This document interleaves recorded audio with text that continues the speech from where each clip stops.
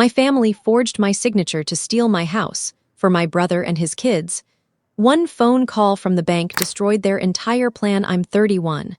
My brother Isaac is 28. From the moment he was born, he was the sun around which our entire family orbited. I was the spare planet they occasionally remembered existed. If Isaac failed a semester, Mom and Dad simply paid for another college. When he wrapped his Mustang around a pole at 19, they bought him a brand new Jeep the next weekend. When he got a girl pregnant at 22 and married Nora, his high school sweetheart, who believes the world owes her luxury, my parents threw them a wedding that cost more than my annual salary. Meanwhile, I had to maintain a 4.0 GPA just to earn a "don't screw it up" from Dad. If I brought home a B+, Mom would sigh like I'd robbed a bank. After graduation, which I paid for with scholarships, part-time jobs, and student loans, I moved into a moldy apartment with 2 strangers and started grinding in corporate finance. 60 to 70-hour weeks became normal. I ate the same peanut butter sandwich every day for lunch because it was $0.37 and I was saving for a house. I didn't go to bars, didn't take vacations, didn't buy new clothes, didn't date. For 3 straight years, I lived like a monk whose religion was down payment. Finally, 3 years ago, I closed on a modest 3-bedroom, 2-bath house with a small backyard in a quiet subdivision. Nothing extravagant, just solid bones, good schools nearby for resale, and no roommates snoring through the wall. I was prouder that day than I have ever been in my life. I invited my family to a housewarming barbecue. Dad walked in, immediately pointed at a hairline crack in the drywall, and asked if I'd had the foundation inspected. Mom asked when the guest bedroom would be ready for them to visit for a few weeks. Isaac smirked and called the place cozy in the tone people use for tiny and pathetic. I still loved that house. I painted every room myself, built a deck with my own hands, learned plumbing from YouTube at 2 a.m. It was mine. While I was turning my little house into a home, Isaac and Nora were living large in a 4,500 square foot monstrosity with marble countertops, a home theater, and a mortgage that could sink a cruise ship. They drove matching leased SUVs, threw lavish parties, and posted filtered Instagram lives. My parents quietly covered the gaps whenever Isaac's commissions fell short, which was often. Then Isaac got fired. Officially, department restructuring. Unofficially, he'd been late every day for 6 months and missed quota for 2 straight quarters. 3 missed mortgage payments later, foreclosure papers arrived. Instead of selling the McMansion or, God forbid, getting second jobs, my parents decided on a different solution: take my house. They invited me over for dinner on a random Tuesday. Mom made my favorite lasagna, an instant red flag. She only cooks that when she wants something big. Dad was overly friendly. Isaac and Nora sat there looking like they'd swallowed lemons. Halfway through dinner, Dad cleared his throat and said, "You're single, no kids. Isaac has a family. It only makes sense for you to deed the house to him. You're young, you can buy another one later." Mom chimed in with her trademark syrupy guilty voice.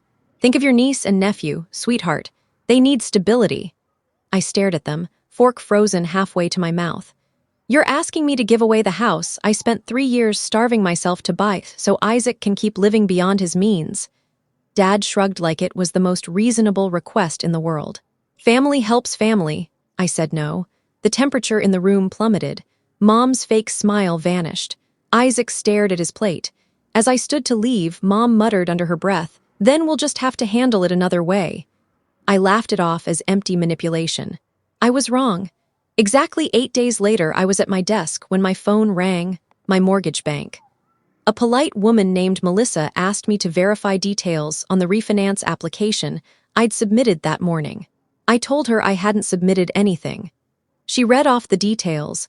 New loan amount $420K, cash out $180K, title to be transferred to myself and my parents as joint tenants. My forged signature was on every page.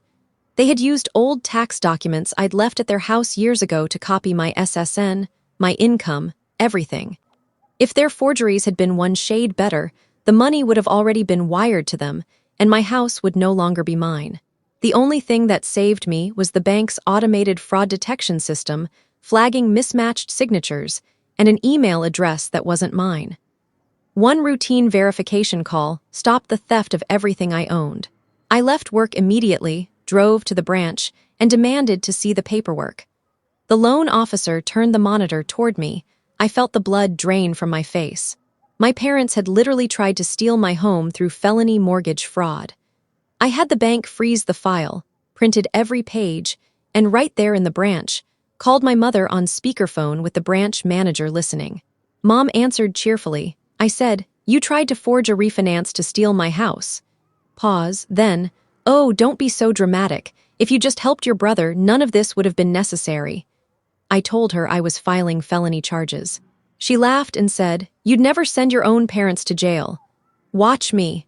That night my phone exploded, 63 missed calls and texts ranging from begging to threats. I ignored them all. The next morning I woke up to find my house, garage, and car completely egged. Doorbell footage showed my 6- and 8-year-old niece and nephew gleefully hurling eggs, while my mother stood behind them filming on her phone and laughing. 2 hours later someone used bolt cutters on my electrical panel and flipped the main breaker. I filed police reports for vandalism and tampering.